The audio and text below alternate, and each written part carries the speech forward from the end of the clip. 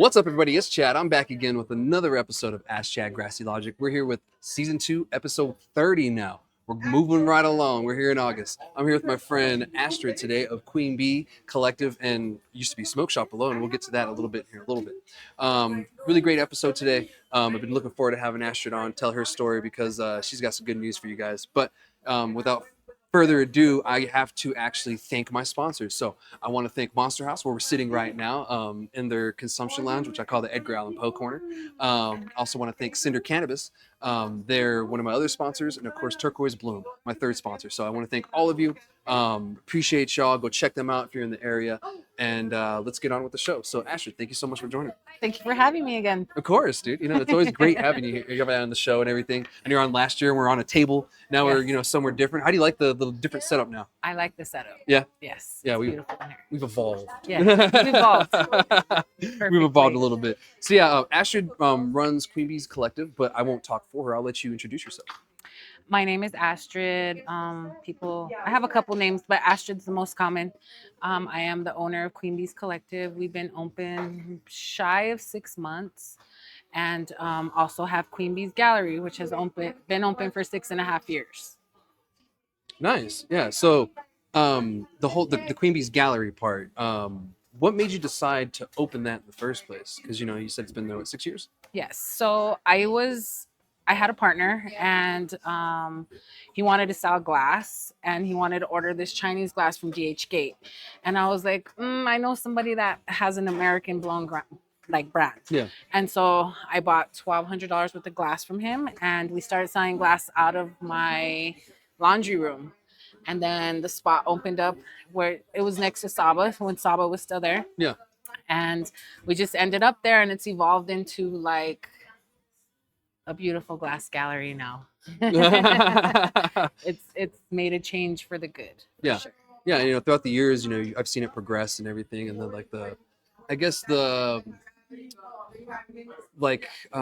uniqueness of your glass has The quality. There you go. The quality. Yes. That was actually the word I was looking Yes. for. The quality of the glass has improved throughout the years, and the different 100%. artists that you brought in. And you go to California, right, to pick some of these pieces up sometimes? Las Vegas. Las Vegas. Yeah, Okay. there's no more Las Vegas, so I'm kind of sad about that. But there's several other different events throughout the year that will allow us to still purchase that. American glass is kind of, the market's weird right now. It's a weird time for artists. It's a weird time for shops. Everybody's kind of in this limbo, Yeah. Yeah. Because let's be honest, who the fuck has $10,000 to spend on a piece of glass? I know. I don't. Yeah.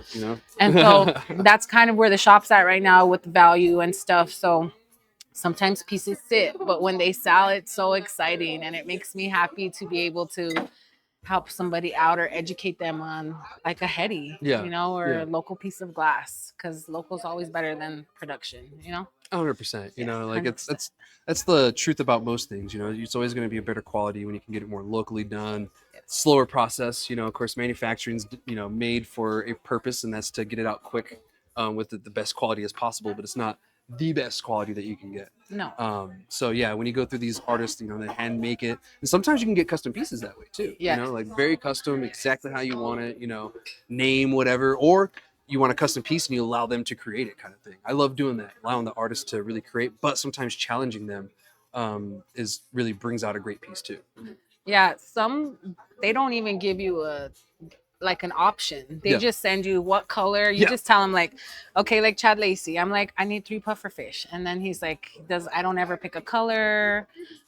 We just kind of get what we get. Yeah. But it's an honor. It's an honor to have a high-end artist that is well known. Yeah. Because having a piece of glass from a high-end artist who's well known makes it a heady. It's like having the MCM of glass. Yeah. Or it's beyond Louis Vuitton and Gucci. It's something more unique than that. I agree. And so I guess we'll step back a little bit in history. What got you started into the glass and the heady community in general?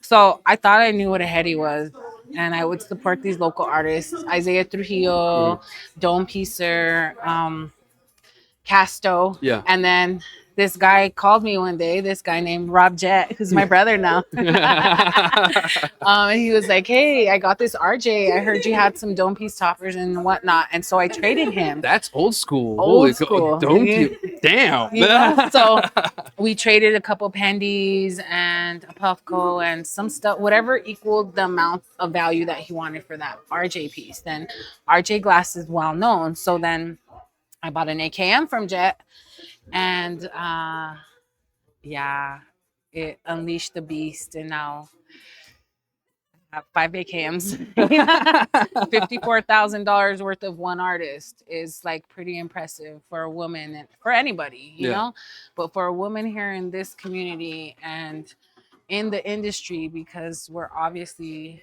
everybody knows it's a male dominated industry. It's like gives you a little, you know, a little more pop on the collar. Yeah, pop in the collar. Yeah, you know? exactly. It's kind of like when you see a really good woman grower too. Yes. You know, you don't see a lot of women growing to start with, but when you see one, you're like, what? And then when they're really good growers, you're like, what the heck? Let me get some of that. I want some of that fire. Yes, same thing. So it's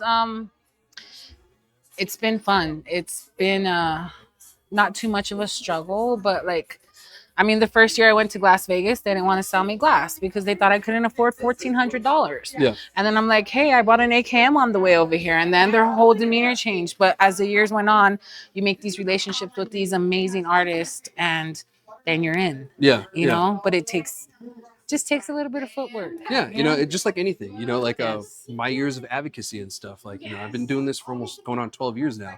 You know, I didn't do it by just sitting there, not talking to people, not getting out there, not showing up, you know, to things that need to be shown up to. Yes. So yeah, it takes up that little bit of footwork, you know, to really get you there and to kind of, you know, progress you as, you know, whatever you want to do, not just as a person, you know, as a business owner, as a parent, as a cannabis enthusiast, you know, whatever it may be. As a good human. Yeah, you know, we all want to evolve, and humans were always changing, you know, and that's the beauty of it. So yeah, you know, but yeah, you know, that's really cool. I've always actually wondered how you got into the heady community. Like that's something I actually never knew.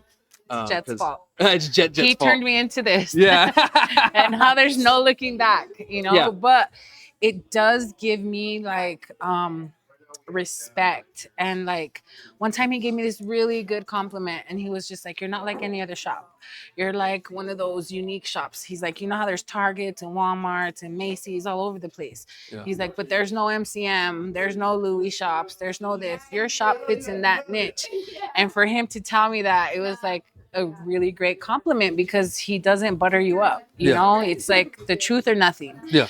And so building the shop and being able to sell expensive pieces of glass is an honor. Yeah. You know, it is. To be able, it's an honor. Yeah. Like I don't know too many people that are still doing that here in our community, you know, or in New Mexico for that fact. Yeah. You know, because it's art, you know, at the end of the day, it is art, you know, as simple as it may look and be, sometimes it's art. And sometimes those pieces take a long time to do. Every Thursday, me and Justin try to go live from Cruces Smoke Shop. And, and he knows the struggle of working all these hours on a piece, and then bam, just, try again. And like, you could tell when he makes it, he kind of expects it sometimes, but he's been doing it for so long too that I don't even think he thinks about it anymore. But when it breaks, he's kind of like, "Whoa!" Stuck it to the game. Yeah, you know? it is. That's the game I play.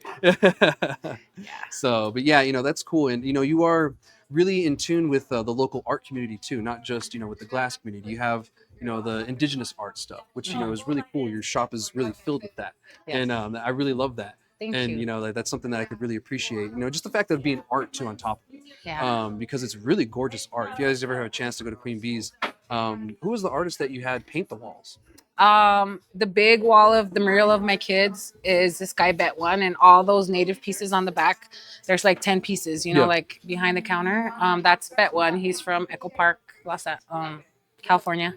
And then Cause, he's local New Mexican. He's like from Española. Yeah. He did the marijuana plant with the bees. Yeah. You know, and brought it all together. And I just needed a new look going into the dispensary versus like the smoke shop look. Because in the smoke shop it was dark. Mm-hmm. The murals were not, I mean, everybody saw the same thing for 6 years. And I changed it up a little bit, added new stuff, but like I wanted people to come into the dispensary and the new shop and be like, oh, looks like a different shop. Yeah. And that's what I've got. Yeah. And it's like a beautiful reaction. Yeah, you know? Yeah. It is gorgeous, and walking in, there's so much. I think every time I've looked at those art pieces, I've seen something different every time.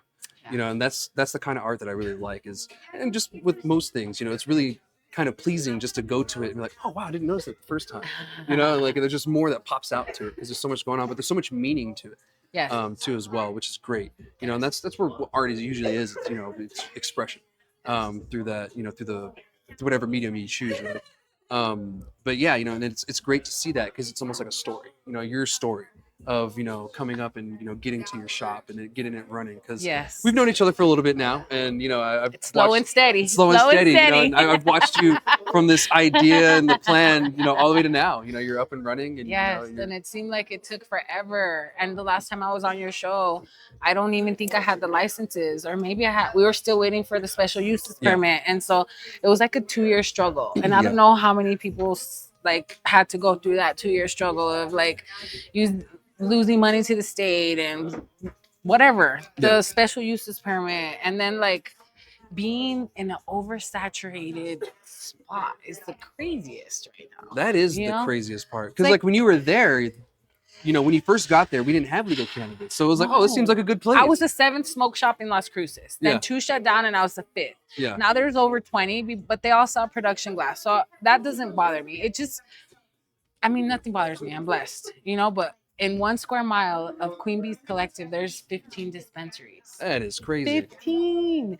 And so many of them are from out of town. And I'm just like, okay. And I can't nag or whine or nothing, but I just feel like if our local community supported more local shops, that rooted from New Mexico. Yeah. Not that came from California, not that came from Oregon, not that came from Colorado, not these multi-billion-dollar companies that are coming in and like it means we're giving our money to another state still. Yeah. So how are we able to support our own sustainability as a community? Yeah. Like how? Yeah. If our money's still going out of state. I haven't sent my money out of state for a decade. Like New Mexico is great. Yeah. And it doesn't make sense to me, but that's my gripe. No, and you're really not. You're onto something there because there is a lot of out-of-state entities, and that's been the concern for years since we started this. And that's something that we kind of toyed with the idea. Okay, do we ban outside entities for a certain amount of time? Well, they're just going to get in somehow, like they did on the medical side, because that's where Swazi came from. Swazi, if you guys didn't know, is our Greenleaf and Everest.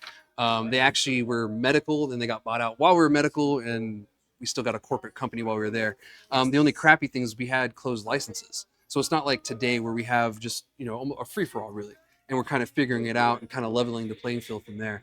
And right now it hurts. Yeah, and that's the crappy part. And we have a lot of out-of-state entities.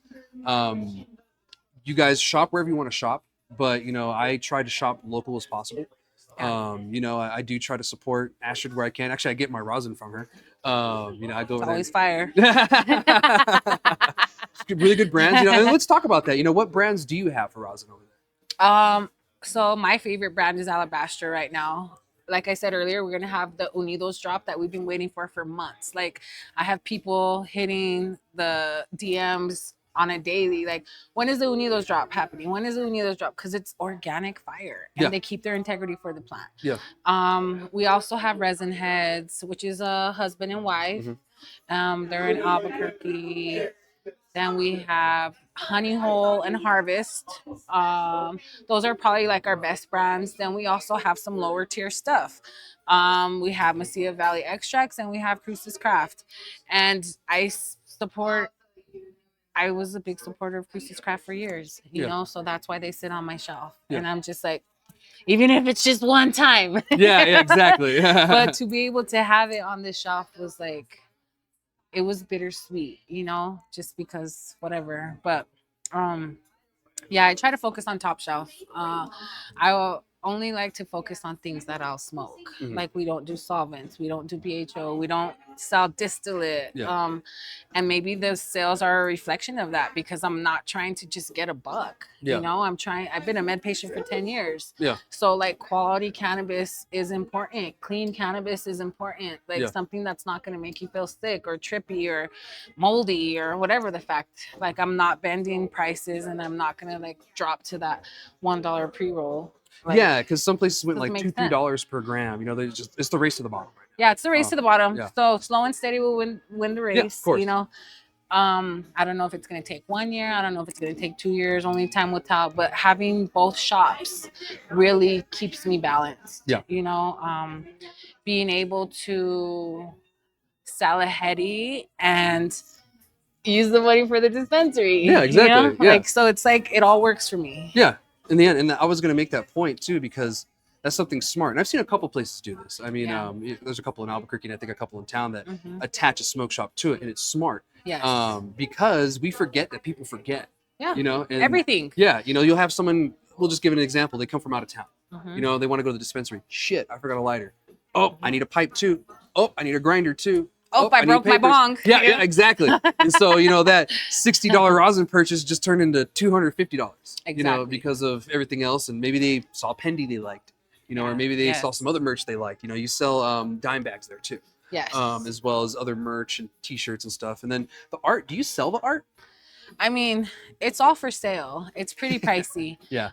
Some people they're all over $1,000. Okay. So when somebody's like, "Oh, I like this piece," and I'm like, "Ooh, it's $12.50," Yeah. and they're like, "Ugh, maybe not that much." Yeah. But it's from a like known artist, Yeah. and like They're very just good like the pieces. headies, Yeah. like.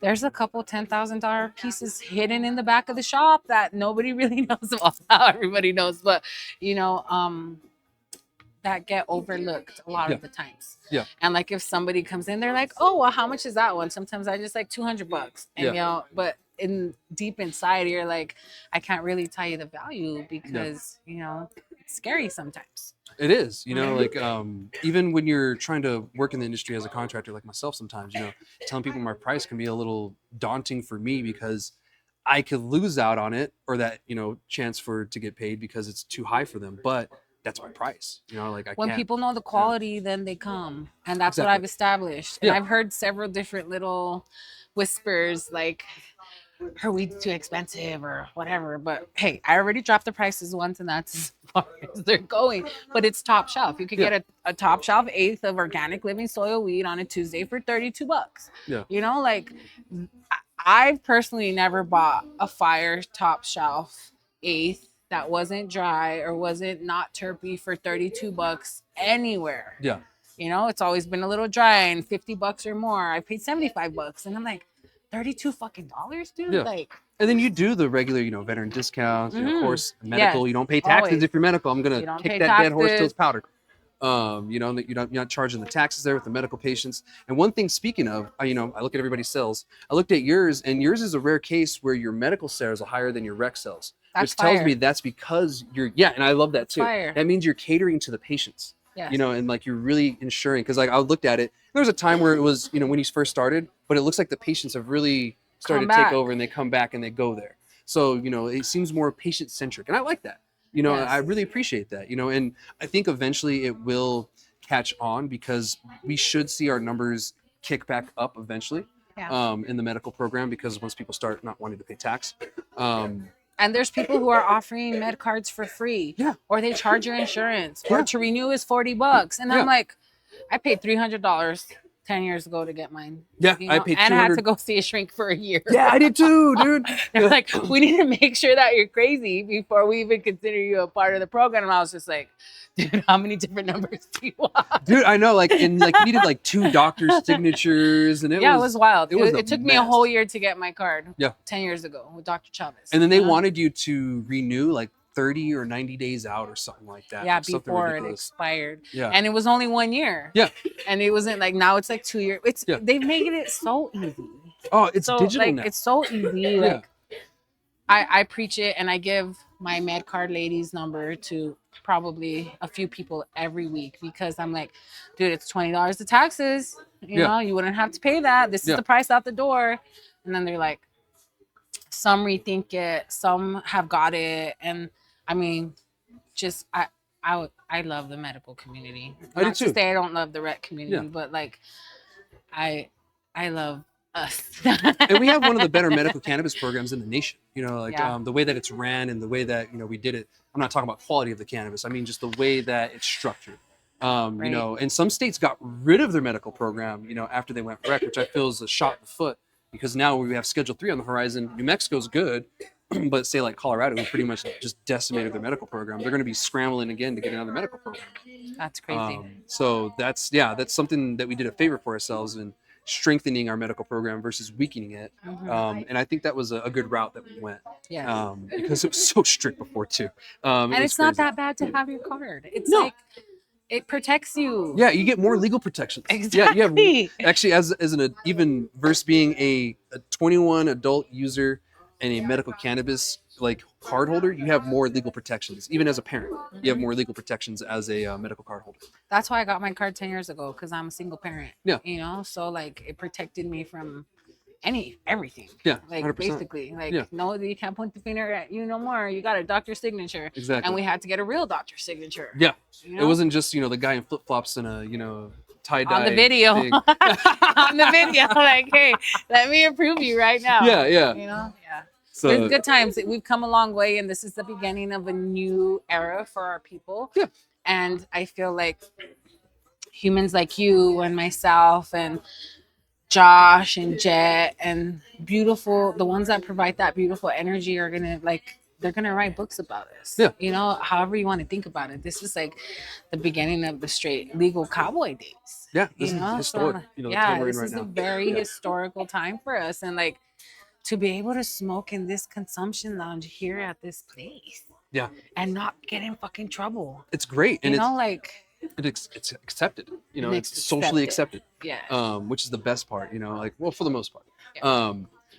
It's great. Just so you know, I'm looking over here and I'm seeing everybody just enjoying it. You know, all those years of work and everything have Me paid off too. because now people have real freedom.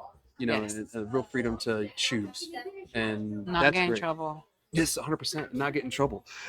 So, but yeah, we got off the conversation of your shop. I wanted to, you know, ask a couple more questions about it before we got on to other topics. But you and I do that. We tend to do that. You know, we're getting secondhand over here. We need the first hand. Bring it over. So, like, what are your plans for the shop and everything? Are you gonna do a grow or maybe a consumption lounge, or what's your plans? It's all in the air right now. The next plan is probably going to be some sort of manufacture part. I have all the licenses. I just need to utilize them all, and in time we will. Yeah. You know, and I'm just one human, so I try to be like this superhuman on top of being a mom and like a dog mom and everything else. You know, just life. But yeah. That other space is going to be utilized properly. Yeah. And it's probably going to be manufactured first. And eventually, hey, I need a grower. My grower went crazy. So, you know, I'm telling the truth. It's ideal because the grow helps the whole project. Yeah. And then you become more self-sufficient that way. Mm-hmm. So you don't have to go seek other products. But, dude, I love to smoke good weed. You know, I love to smoke good flower, good rosin. Like, I'm not a grower, you know, and I'm not a washer. So I appreciate these brands that are keeping it together. And there's only a few. There's only a handful that aren't using synthetic salt and like are doing organic living soil. Yeah. Other than that, everybody's just trying to make a buck. And I'm just like, I'm kind of more leaning towards the healing part of the plant. Yeah. You know, and that's what we need. Yes. Yeah. Because we've all got stoned for years. Yeah. You know, but when you really break down the medicine and the power of it and what it can do for you as a human or as a med patient, as like however you want to put it, pain, mental, whatever. It's a beautiful thing. Yeah. It's a beautiful thing. And I appreciate you know, being the healer in that instance, because most people are just the pusher. Exactly. Yeah, you're not. But I'm not the pusher. Yeah. I'm like, so they'll ask my honest opinion, and usually sometimes I lose a sale from it. Yeah. But I'm like, dude, but I want you to come back and be like, oh, But if I'm like, if you tell, there's only 2 strains in the whole shop I won't smoke. You know, that's our $50 specials. But So what's the $50 special? Thursdays we have $50 ounces. They're all nug. They're not shake. Some of it's Depo. The one I'm getting next is indoor smalls. Okay. So I just. So even the ounces you sell, are better quality sometimes than the other ounces that are cheaper in other places too. Oh yeah. Yeah. I think people just need to know that I'm open. Yeah. A lot of people still don't know. Yeah. I still have gallery signs outside the shop. We do have a flag, but like it's not. It's still taking off. Yeah. You know. Yeah. And I'm confident that the shop is gonna do amazing. Yeah. And it's only been a few months. Yeah, it's only been a few months. We have a halfy website, queenbeescollective.com. It has our specials. It will have our pictures of flower hopefully this week, and the headies will be posted on there. Perfect. But yeah, it's lack of advertising. I put my whole soul into opening the dispensary. Yeah. And it took me long. It took me 2 years. So for 2 years, I really focused on getting the shop open, So I kind of like, of course I still I have headies and I still appeal to that community, but I really, really focused on the dispensary, and it damn near took my soul. Well, all that work and the waiting and determination paid off. Thank you. It did, and now you're operating, and it's great, to see that you're more patient centric. Most places aren't patient centric. It's a blessing. It's a blessing to be able to serve the people and to serve the people with quality. And I feel like if people kept their integrity, it would be different, but it's not. Yeah. We all know what it is, and it is what it is. I had a conversation with this about this with someone, a few days ago, and I said, right now we're at the very beginning of our industry, and we're dealing with a lot of people that went from an illegal industry to a legal one. So now they don't know how to operate on this legal side. No. So you have people that are either gonna get out or they're gonna figure it out. Yeah. And we're not at that point where they figured it out yet. We're still on that point where people are still applying, traditional market things to, something that is illegal. It's annoying. Yeah. It's annoying. Yeah. It's an annoyance for me because I'm just like, me too. Pick a fucking side. Yeah. Please. Yeah. And either rock with it or don't rock with it. Yeah.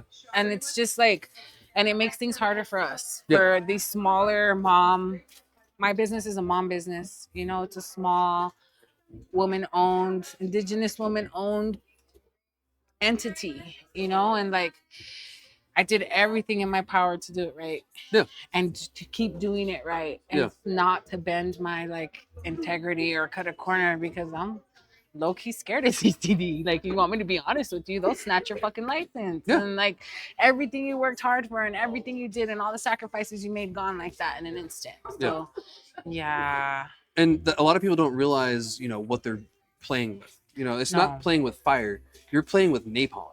Like that shit's sticky and it doesn't come off. And then they think that they're not going to get caught is the most funniest. Yeah, exactly. So, and that's where the napalm comes in because it's on you, and that's not going away.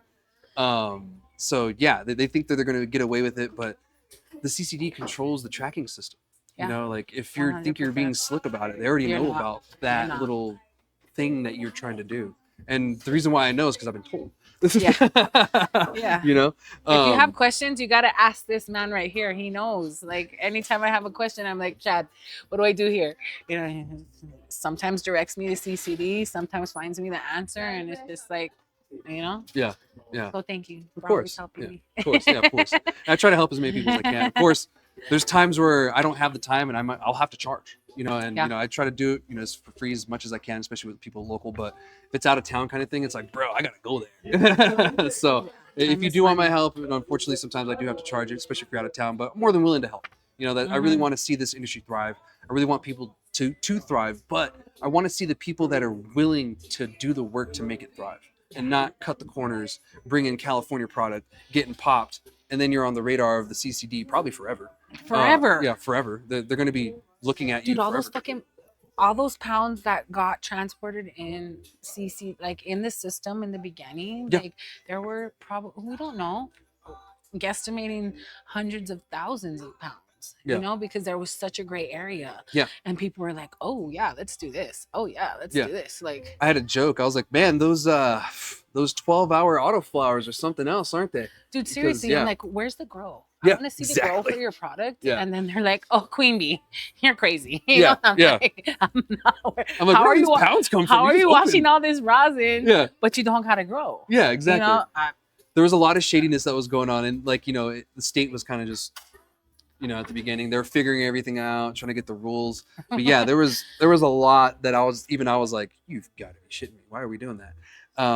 But yeah, it's something that eventually will level itself out, and a lot of those people that don't belong in the industry will eventually get out, or they'll get filtered out. They'll be forced to leave, due to the CCD cracking down on them, which is happening a lot now.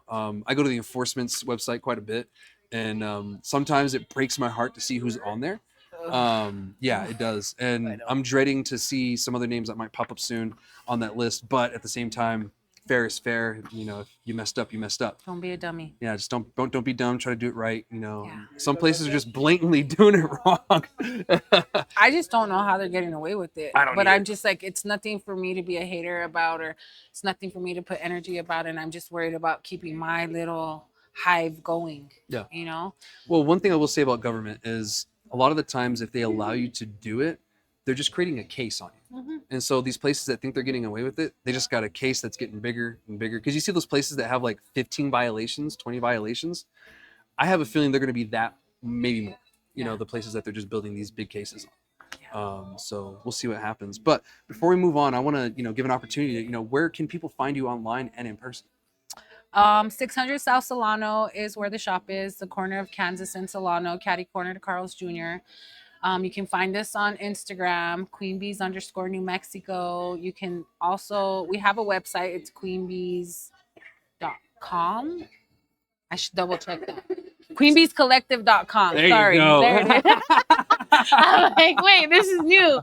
But that is in progress. Soon, like I said, we'll have our menu up and we'll have the headies up. And come see me. There's all kinds of specials. First time customers. I give so much stuff away because the community embraces, like, not to say they expect it, but like, who doesn't like free shit? Yeah. You're always willing. It's an incentive. Yeah, it's an incentive. I'm like, any kind of discount you can get there. She works with you. There. Yes, I'll work with you. I'll take your last $20. You should be the Queen Bee's Bazaar. Seriously. Well, before I had the dispensary, I had like 50 local vendors in the shop, like incense, soap, glass, earrings, hats, shirts, so many different. And that's when I wanted to make a collective. I wanted to call it the collective because it's just a collective of a bunch of fire products. Yeah. Like, really, great stuff. Plus, you can get your cheap stuff and whatnot. But when people go in there and they're like, oh, what do you got for the $50 ounces? And I'm like, let me show you the fire. Yeah. Because this is what we're known for. This is what people are like, her weed's too expensive. Yeah. Not everybody can afford to go to Queen Bees. And I'm just saying, it's not a shop for everybody. Yeah. Like, I hate to say that. It's a small batch craft cannabis heady shop. Yeah. So, yeah. Not everybody can shop at Apple. Come out the pocket. You got to be ready to come out the pocket. Yeah. But we do also have affordable things too, and discounts. And I've made it, I'm telling you, top shelf for $30. Yeah. When is that heard of? And it's not expensive for no reason. It's not like you're buying it for $800 a pound and then selling it for the higher end price. It's stuff that you're paying for. Like, you're paying top dollar for. If I told you the top dollar prices, you'd be like, Trey, Yeah, don't tell me now. I don't want to yell at you on live air. But it's the quality. Yeah. You're right. I'll take quality over quantity any day. Yeah. And, 100%. I've found as a consumer myself that, versus buying like a $20, $50 ounce and like, getting a half ounce for like $100, $150, I have a more enjoyable time and experience, and medication is better with the higher end one. The lower end one, I'd probably use that for edibles. Exactly. It'd probably be good for edibles. Yeah. And that's a lot of times what I do, but some people, they like the shake. They'll take their bowl in there, scoop it out and smoke it. And to me, that's what you want to do. Cardboard. Cool, but I'm just kidding. Yeah. I'm just kidding. I love everybody. Yeah, and that's what you want to do. By all means. Yeah. By all means, if you want to do it, do it. It's just, I just don't partake. But anyway, thank you so much for joining me today. It's been a great conversation. Yeah, yes. You did amazing. Thank you. And I wish you nothing but luck for the shop and everything. It's evolving. Just give it time. Slow and steady, baby. Slow Yeah. and steady. Heck yeah. As a patient, I appreciate you catering to the patients. Yes, thank you. That's something that you don't see a lot. That's my goal. Yeah, 100%. Heck yeah. I don't care about being a millionaire, but it would be nice. No, but like just being able to provide quality product to my community is a blessing. Yeah. And to be able to take the footsteps of my ancestors, like who were also healers. Yeah. So yeah, got to do my job. It's in my DNA. Yeah, same here. I just want to see something good for my state, my people. So that's why I'm still here. Yes. Heck yeah. Fighting for us. Heck yeah. So, well, let's move on to the conversation and everything. Thank you again, Astrid. Check her out here in Las Cruces, guys. She's on Solano, which AKA is the Green Mile of Las Cruces. Green Mile.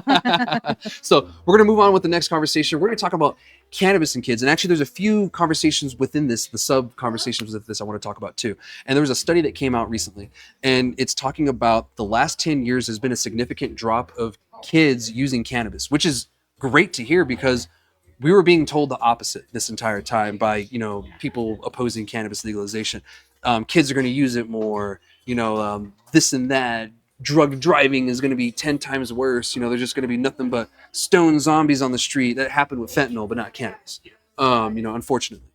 So what the study is telling us is that those fears and everything were exactly that. They were just fears, and it was just a lot of reefer madness, misconception that was being thrown around. And you're a parent yourself. I mean, what have you seen, even with like kids, friends and stuff like that, and the trend of that? One of my kids goes to a public high school, and she went to a public middle school. She's a sophomore now, but I don't know where they're getting information about the decline, but all these kids get caught smoking weed out every day. But they're smoking synthetic vapes from the streets. That are one of my daughter's friends got sick from smoking a fentanyl vape for 3 months. So then she started having withdrawals, and then they tested her and she was positive for fentanyl. And she said, I've only been buying this same cart from this kid, and it made her sick. So now they're lacing marijuana with fentanyl. Why? I don't know if they're trying to kill the kids or what, but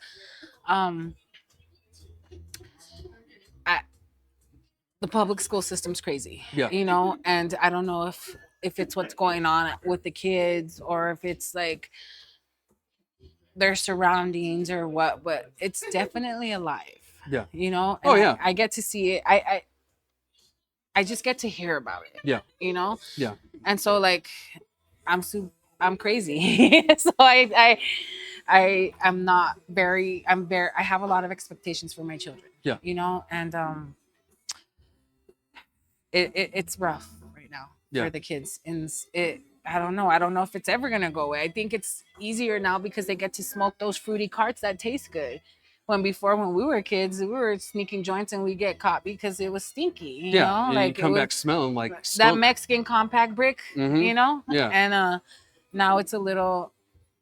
I guess I don't know where they're taking the numbers from. I don't know. I'd like to read that article. Well, I have the numbers here in stats, and I was going to read some off. I just want to give some information on the topic of the article.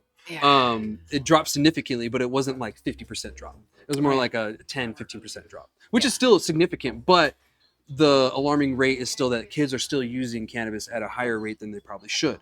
But the drop is great within the last 10 years. Now, this is a national study. One of the caveats I will say, it's a national study, and they had the kids self-report. So so when the kids self-report, or anybody self-report, sometimes you get wonky results. But at the same time, my dad was a teacher for 25 something years, and he retired probably about 4 years ago. And he told me the issue that he had actually with alcohol. He ran into alcohol significantly more than he did with cannabis. And actually, I'll read some of the results right here with the numbers. I'm sure you guys are kind of confused.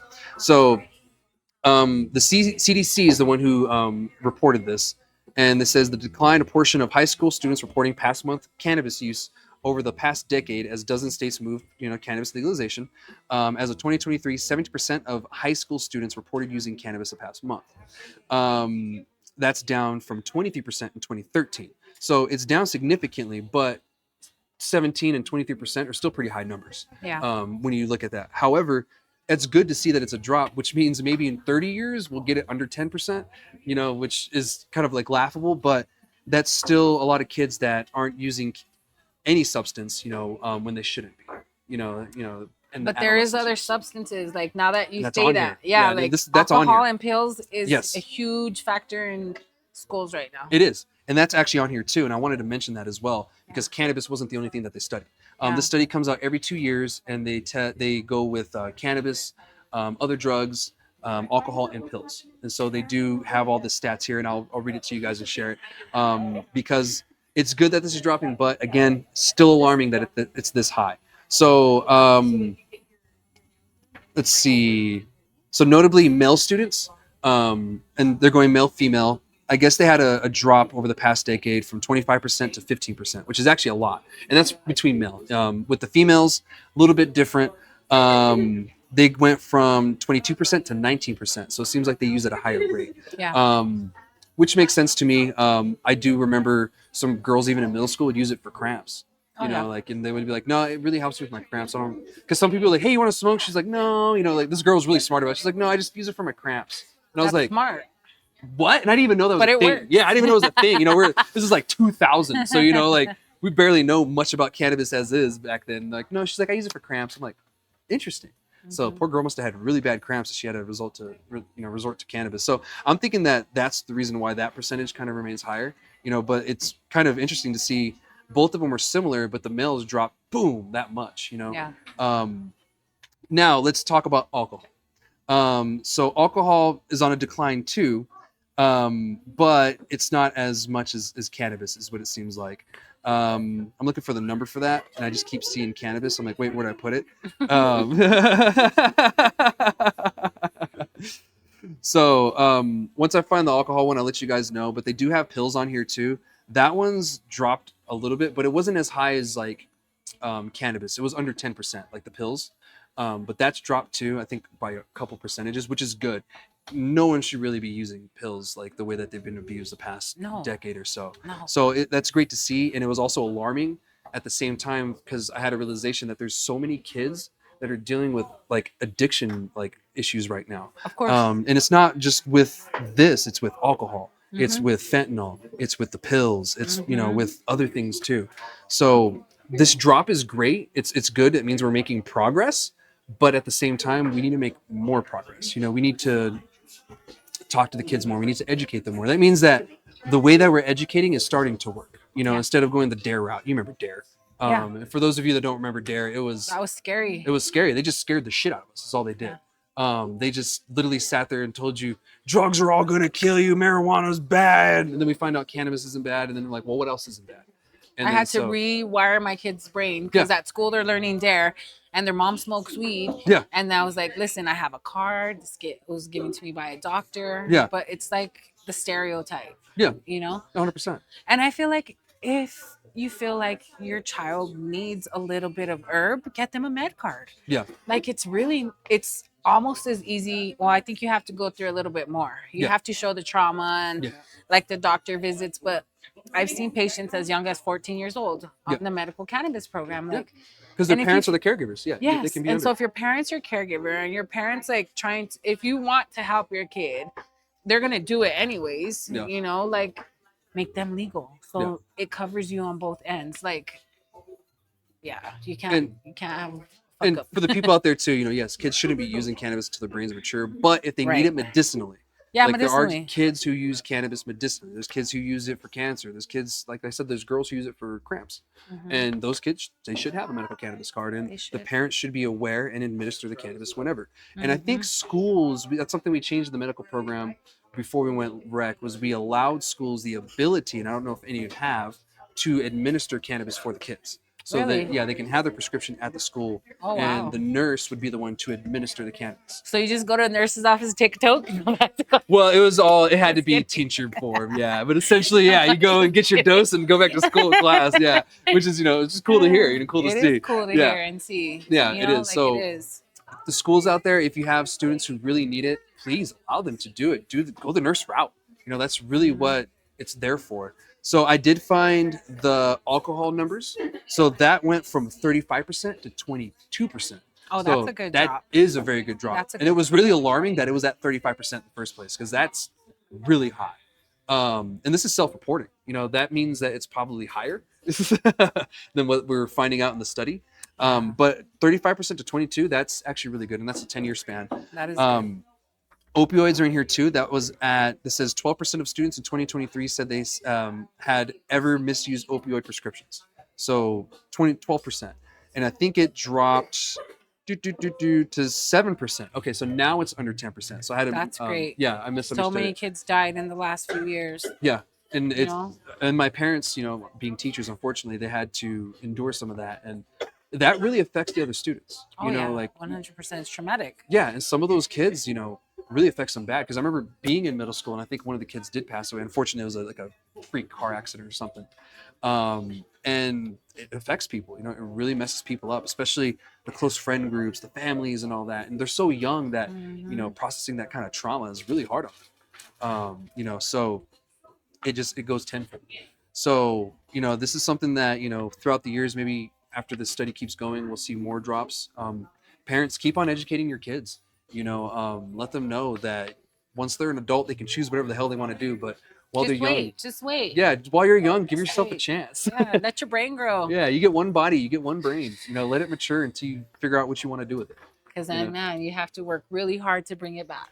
Yeah, you're telling me, man. After Iraq, hard to bring it back. Yeah.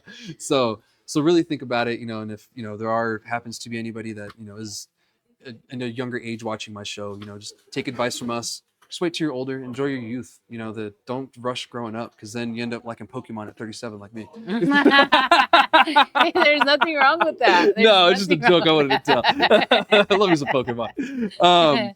But yeah, I really want to talk about that because the kids and just drugs in general, is a conversation that we run into all the time, and I kind of feel that we don't talk about it enough. And I try to. I just don't want to kick the dead horse too much on it. Right. But when something like this comes up, a study like this, I really want to talk about it. It's important. It's so kids out there, good job saying no to drugs is really what I'm saying. Because that's a good Marijuana is not a drug though.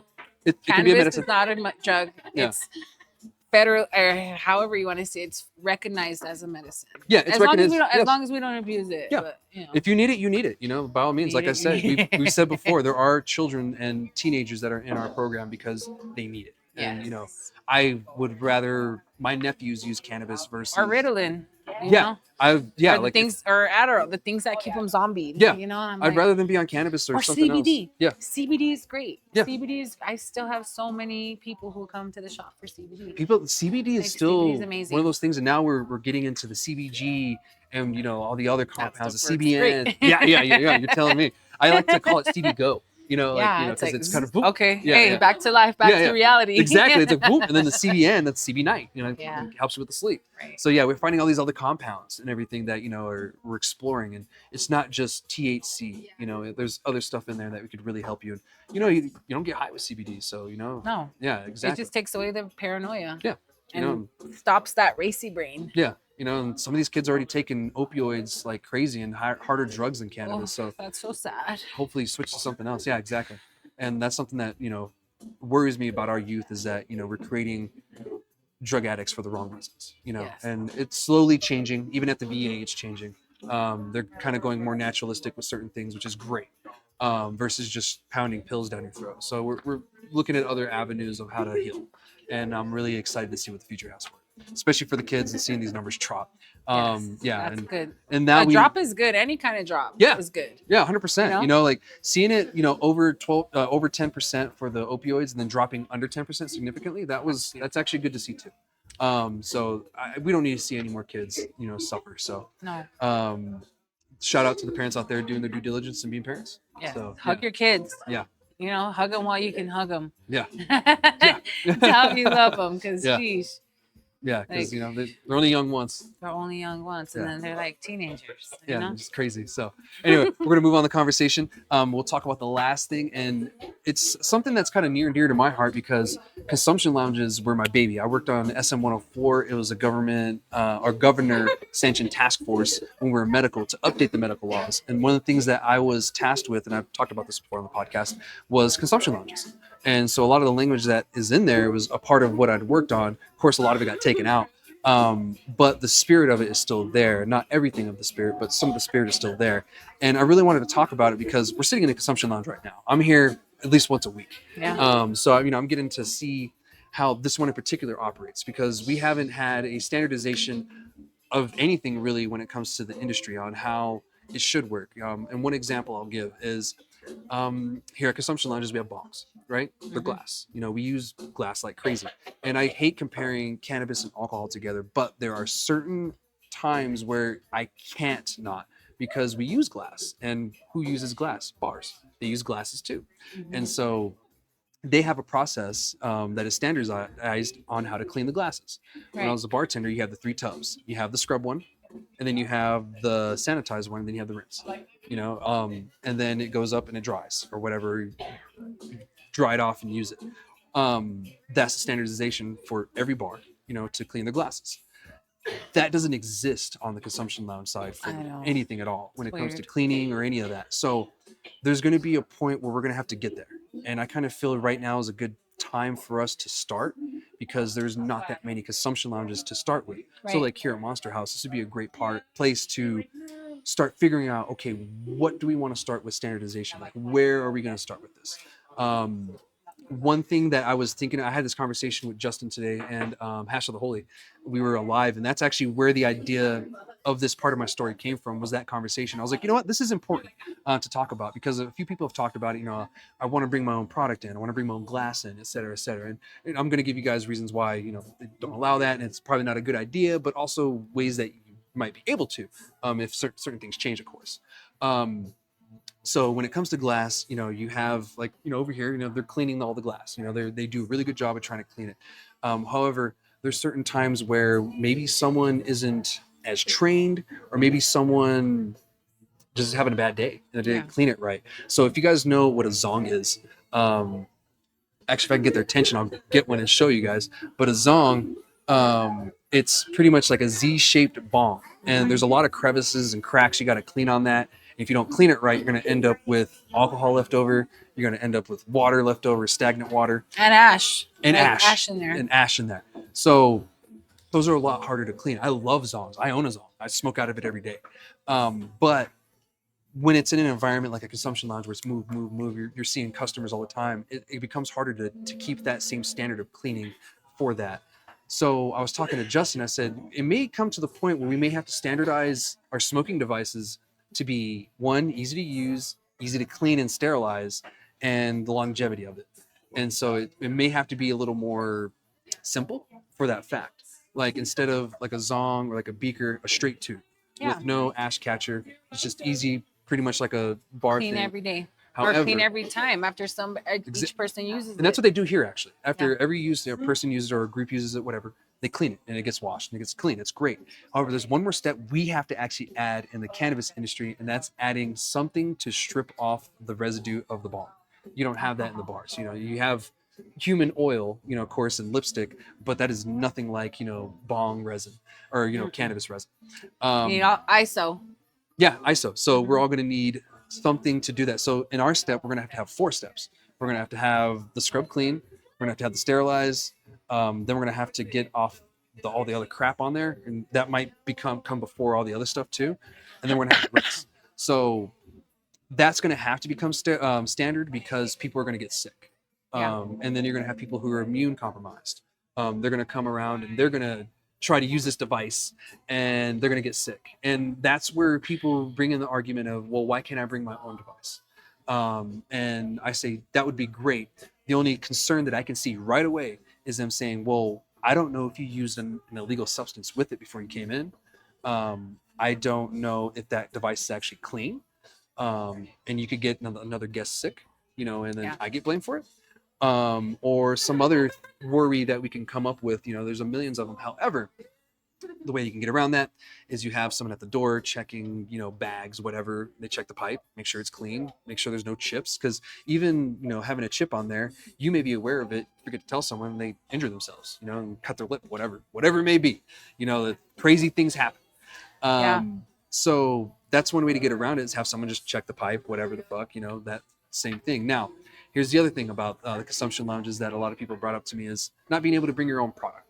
And because sometimes you may not like the product that's there for you. Doesn't that lounge in Albuquerque allow you to do that? I'm not sure. Because I've seen different people smoke their headies in there. So that is up to the lounge itself if they want to allow that. Okay. So there's really no like state So law. we can allow people to bring their own methods. And their own devices to smoke. No, I haven't read all the rules on it from the state, but there's no law against that. And so what I Wow. think it is up to Okay. the business owner, unless the CCD has come up with some law or regulation, which there might be. I don't know. I'll probably dig into it after this and go down a rabbit hole and read everything for the consumption lounge stuff. But as of what I know is it's really up to the owner on how that goes and operates and everything. And a lot of stuff that goes on with these consumption lounges is up to the owner and the management because there's just no standardization whatsoever. We're figuring this out, which is the beauty of it. Right. We're figuring this out now, but there's things that we have to keep in mind. You know, like we don't want people to get sick. We want people to have a great time. And we don't want people to get hurt. Right. And we want them to spend money. You know, that's the reason why they're there. But at the same time, I have that medical thing in my mind where consumption lounges, when I first came up with the idea with the group I was in, it was for everyone and everyone, anywhere and everywhere. And what that meant was it was supposed to be like near a military installation where military spouses who have a medical cannabis card could go there, use their cannabis, store it, leave, you know, or someone who lives on a reservation, you know, student housing, government housing, a landlord that just won't let you consume at home. That's what these were originally for. It wasn't essentially you go there and buy. It was meant for you to bring your stuff, whatever, and you would pay like a membership fee. Yeah, I think that's a great idea. Yeah. And that was the other idea of if you were to bring your own device and your own product, you pay a fee, like, you know, at the door, $20, whatever you want to charge, you know, and if they still want to buy, you could probably still let them buy, but you know, if you want to bring your own thing, charge them, you know, and that's the way you get your money back. If you know, because most places don't charge you to use their devices either. So, you know, there's no money being made there to start with. So if you charge them that, you're making money. Yeah. So we need to open up a heady consumption lounge. Oh, that's a good idea. Yeah, that's kind of cool. You want to smoke out of a $10,000 bong? $20. Well, some fire hazard. You want to rent out a $5,000 bong? You want to rent it out? There's liability. Yeah, you know? Liability. So you got to do a down payment. Only if you can afford it, touch it. But I understand that. I know that one in Albuquerque does that. Really? It seemed like the boys do little sessions in there. Yeah. And I'm like, I'll have to check that one out. I haven't been to any consumption lounges in Albuquerque yet. Neither have I. Yeah, I wanted. Well, I got kicked out of Soul when Soul first opened. And that's when they were just figuring. That's when that was the only consumption lounge like in the state. So they were just figuring it out, like what they how and what they want to do with it. That's where a lot of these. Yeah, that's where a lot of the ideas come from. You know, you can't bring your own stuff in because but it was black rosin. That's what I got kicked out for telling them their product was crap because they were trying to give me a dab with some black. It looked like black tar rosin, and I was just like, they were like, it's plant rosin. And I'm like, that's not how rosin's supposed to look. And then they were like, I just told them I used my being a med patient as like my defense. Like, how are you gonna like not care about the integrity of the plant for your med patients? Like, how are you gonna serve this to people? And they're like, get out of here, Queen Bee. And I was just like, I was like, gonna smoke his shit anyways. But I mean, you know, that's why I like how you said, how can you regulate somebody bringing their own meds in or bringing their own rig in? Is it like only you can smoke it? Don't let nobody else touch it? You know, is it like on lines like that? Because then you're worried about like what you're saying, germs and whatnot. But because there's liability within everything. The only thing we can do is just mitigate it to where it's rare that it happens. You know, it's gonna happen. I wish it wouldn't, but it's gonna happen. But if we take certain steps, we'll mitigate it to the point where it's a rare occurrence that it does happen. Because someone's going to bring it in, like happens at the bars all the time. People bring shooters into the bar all the time. Or doobies too. Doobie, whatever. Yeah, it happens all the time, you know? And so I think with us on the cannabis side, we need to start just embracing certain things and kind of... And supporting it and educating people properly. If you just educated people, if people just listened for 2 seconds, you know, like 2 seconds will turn into like 3 to 5 minutes, and then you gain knowledge. And instead of like assuming you know everything, you know, like it's good to learn every day. Every day I try to learn something new because without that, then I mean, that's not like living life to me. Yeah, I love learning too. You know, it's one reason why I do this show, because I actually learn a lot doing this show. You know, like you guys think I know everything. I don't. You know, he knows a lot. You know, I have to do a lot of research for, you know, some of the episodes that I do. Not all of it comes from experience and prior knowledge. Yeah. So, I learn a lot doing this, and I love learning. So, thank you so much again for joining me today, and being on the conversation and everything like it was, because this is great conversations and topics. And to be honest, I really hope we talk about this consumption lounge thing a little bit more, because we're in I don't know land. There's a lot of unknowns. Yeah, there's a lot of stuff that we're still creating, and I'm just happy that we're out of our basements and we can socialize with regular people. Yes, nobody's really scared anymore. Whereas before, people were like really skeptical. Yeah. So it's a beautiful thing for the community to come together and to be able to sit here in another dispensary's consumption lounge and do the podcast with my friend. Yeah, exactly. And every would be okay with it. Yeah. I'm loving light, baby. And that's the only kind of vibration I want to put out to the universe, because it comes right back just like that. Yeah, 100%. Yeah, I agree. Like that. Awesome. Well, thank you so much, Trey, for joining me. Thank you for having me. It was a great episode. Yes. You did wonderful. I appreciate you, Chad. She was a little nervous. I just kept moving. Gino's giving her the thumbs up too. But before we get off, I want to thank my sponsors again, Monster House, where we're sitting right now in their gorgeous consumption lounge. We're going to have some bong rips after this. Cinder Cannabis, thank you so much. Check them out here in Las Cruces. And Turquoise Bloom, check them out here in Las Cruces as well. So thank you guys so much for your contributions to the show. It helps us keep going. And it helps make my work a little more worth it. Yes. So, greatly appreciated, Chad. Appreciate it. And I appreciate you guys. I'll see y'all next week. All right. Bye.